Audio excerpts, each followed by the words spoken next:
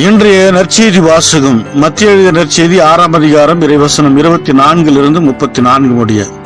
எவரும் இரு தலைவருக்கு பணிவிடை செய்ய முடியாது. ஏனெனில் ஒருவரை வெறுத்து மற்றவரிடம் அவர் அன்பு கொள்வார், அல்லது ஒருவரை சார்ந்து கொண்டு மற்றவரை புறக்கணிப்பார். நீங்கள் கடவுளுக்கும் செல்வத்திற்கும் பணிவிடை செய்ய முடியாது. ஆகவே நான் உங்களுக்கு சொல்லுகிறேன், உயிர் வாழ எதை உண்பது, எதை குடிப்பது என்றோ, உடலுக்கு எதை உடுத்துவது என்றோ நீங்கள் கவலை கொள்ளாதீர்கள். உணவை விட உயிரும் உடையை விட உடலும் உயர்ந்தவை அல்லவா? வானத்து பறவைகளை நோக்குங்கள், அவை விதைப்பதும் இல்லை, அறுப்பதும் இல்லை, களஞ்சியத்தில் சேர்த்து வைப்பதும் இல்லை. உங்கள் விண்ணகத் தந்தை அவற்றுக்கும் உணவளிக்கிறார். அவற்றை விட நீங்கள் மேலானவர்கள் அல்லவா? கவலைப்படுவதால் உங்களில் எவர் தம் உயரத்தோடு ஒரு முழம் கூட்ட முடியும்? உடைக்காக நீங்கள் ஏன் கவலைப்படுகிறீர்கள்?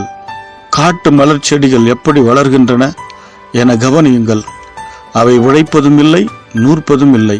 ஆனால் சாலமோன் கூட தன் மேன்மையில் எல்லாம் அவற்றில் ஒன்றை போலவும் அணிந்திருந்ததில்லை என நான் உங்களுக்கு சொல்லுகிறேன். நம்பிக்கை குன்றியவர்களே, இன்றைக்கிருந்து நாளைக்கு அடுப்பில் எரியப்படும் காட்டு புல்லுக்கு கடவுள் இவ்வாறு அணி செய்கிறார் என்றால் உங்களுக்கு இன்னும் அதிகமாக செய்ய மாட்டாரா? ஆகவே எதை உண்போம், எதை குடிப்போம், எதை அணிவோம் என கவலை கொள்ளாதீர்கள். ஏனெனில் பிற இனத்தவரே இவற்றையெல்லாம் நாடுவர். உங்களுக்கு இவை யாவும் தேவை என உங்கள் விண்ணகத் தந்தைக்கு தெரியும். ஆகவே அனைத்திற்கும் மேலாக அவரது ஆட்சியையும் அவருக்கு ஏற்புடையவற்றையும் நாடுங்கள். அப்போது இவை அனைத்தும் உங்களுக்கு சேர்த்து கொடுக்கப்படும். ஆகையால் நாளைக்காக கவலைப்படாதீர்கள். ஏனெனில் நாளைய கவலையை போக்க நாளை வழி பிறக்கும். அந்தந்த நாளுக்கு அன்றன்றுள்ள தொல்லையே போதும். இதை கிறிஸ்து வழங்கும் நற்செய்தி. கிறிஸ்துவே உமக்கு புகழ். ಮತ್ತಾಯ ಅಧ್ಯಾಯ 6 ವಚನ 24ರಿಂದ 34ರವರೆಗೆ. ಯಾವನು ಇಬ್ಬರು ಯಜಮಾನರಿಗೆ ಒಂದೇ ಸಮಯದಲ್ಲಿ ಸೇವೆ ಮಾಡಲಾರನು. ಅವನು ಒಬ್ಬ ಯಜಮಾನನನ್ನು ದ್ವೇಷಿಸಿ ಮತ್ತೊಬ್ಬನನ್ನು ಪ್ರೀತಿಸುತ್ತಾನೆ, ಅಥವಾ ಒಬ್ಬ ಯಜಮಾನನನ್ನು ಹಿಂಬಾಲಿಸಿ ಮತ್ತೊಬ್ಬನನ್ನು ತಾತ್ಸಾರ ಮಾಡುತ್ತಾನೆ. ಆದ್ದರಿಂದ ನೀನು ದೇವರಿಗೆ ಮತ್ತು ಹಣಕ್ಕೆ ಒಂದೇ ಸಮಯದಲ್ಲಿ ಸೇವೆ ಮಾಡಲಾರೆ. ಆದ್ದರಿಂದ ನಿಮ್ಮ ಪ್ರಾಣಧಾರಣೆಗೆ ಬೇಕಾದ ಆಹಾರಕ್ಕಾಗಲಿ ದೇಹಕ್ಕೆ ಬೇಕಾದ ಬಟ್ಟೆಗಾಗಲಿ ನೀವು ಚಿಂತಿಸಬಾರದು. ಪ್ರಾಣವು ಆಹಾರಕ್ಕಿಂತಲೂ ದೇಹವು ಬಟ್ಟೆಗಿಂತಲೂ ಬಹಳ ಮುಖ್ಯವಾದದೆಂದು ನಾನು ನಿಮಗೆ ಹೇಳುತ್ತೇನೆ. ಪಕ್ಷಿಗಳ ಕಡೆಗೆ ನೋಡಿ, ಅವು ಬಿತ್ತುವುದಿಲ್ಲ, ಕೊಯ್ಯುವುದಿಲ್ಲ, ಇಲ್ಲವೇ ಕಣಜಗಳಲ್ಲಿ ತುಂಬಿಟ್ಟುಕೊಳ್ಳುವುದಿಲ್ಲ. ಆದರೆ ಪರಲೋಕದಲ್ಲಿರುವ ನಿಮ್ಮ ತಂದೆಯು ಅವುಗಳಿಗೆ ಆಹಾರವನ್ನು ನೀಡುತ್ತಾನೆ. ನೀವು ಆ ಪಕ್ಷಿಗಳಿಗಿಂತ ಎಷ್ಟೋ ಅಮೂಲ್ಯರೆಂಬುದು ನಿಮಗೆ ಗೊತ್ತಿದೆ. ನೀವು ಚಿಂತಿಸುವುದರಿಂದ ನಿಮ್ಮ ಆಯುಷು ಹೆಚ್ಚೇನೂ ಆಗುವುದಿಲ್ಲ. ಬಟ್ಟೆಗಾಗಿ ಚಿಂತಿಸುವುದೇಕೆ? ಹೊಲದಲ್ಲಿರುವ ಹೂಗಳನ್ನು ನೋಡಿ, ಅವು ಬೆಳೆಯುವ ಬಗೆಯನ್ನು ಗಮನಿಸಿ. ಅವು ದುಡಿಯುವುದಿಲ್ಲ ಅಥವಾ ತಮಗಾಗಿ ಬಟ್ಟೆಗಳನ್ನು ನೆಯ್ಯುವುದಿಲ್ಲ. ಆದರೆ ನಾನು ನಿಮಗೆ ಹೇಳುವುದೇನೆಂದರೆ, ಸೊಲೊಮೋನನು ತನ್ನ ವೈಭವದಿಂದ ಇದ್ದಾಗಲೂ ಈ ಹೂವುಗಳಲ್ಲಿ ಒಂದಕ್ಕಿರುವಷ್ಟು ಸೌಂದರ್ಯವುಳ್ಳ ಬಟ್ಟೆಗಳನ್ನು ಧರಿಸಲಿಲ್ಲ. ಬಯಲಿನಲ್ಲಿರುವ ಹುಲ್ಲಿಗೂ ದೇವರು ಹಾಗೆ ಹೋದಿಸುತ್ತಾನೆ. ಹುಲ್ಲಾದರೋ ಈ ಹೊತ್ತು ಇದ್ದು ನಾಳೆ ಬೆಂಕಿಯ ಪಾಲಾಗುತ್ತದೆ. ಆದ್ದರಿಂದ ದೇವರು ನಿಮಗೆ ಎಷ್ಟೋ ಹೆಚ್ಚಾಗಿ ತೊಡಿಸುತ್ತಾನೆಂದು ನಿಮಗೆ ಗೊತ್ತಿದೆ. ಅಲ್ಪ ವಿಶ್ವಾಸಿಗಳಾಗಿರಬೇಡಿ.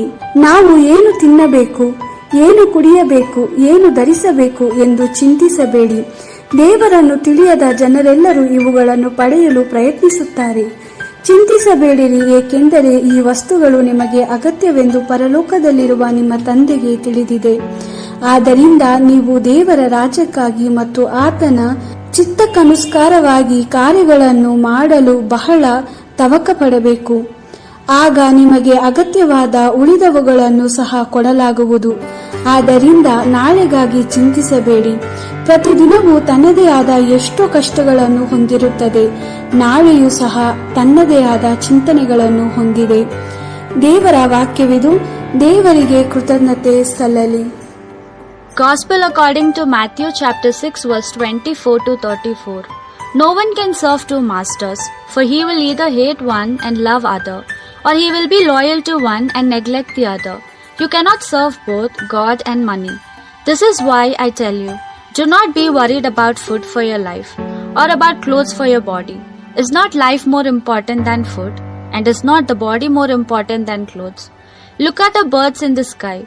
They do not sow, they do not harvest, nor do they store food in barns, and yet your heavenly Father feeds them. Are you not worth much more than birds? Which of you can add a single hour to his life by worrying about it? Why are you so worried about your clothes? Look at the flowers in the field, how they grow. They do not toil or spin. But I tell you that not even Solomon in all his splendor was clothed like one of these. If God so clothes the grass in the field which blooms today and is to be burnt tomorrow in an oven, how much more will he clothe you? What little faith you have! So, do not worry and say, what are we going to eat? What are we going to drink? Or what shall we wear? The Gentiles busy themselves with such things, but your heavenly Father knows that you need them all. Set your heart first on the kingdom of God and his justice, and all these things will also be given to you. Do not worry about tomorrow, for tomorrow will worry about itself. Each day has enough trouble of its own. This is the word of the Lord. Thanks be to God.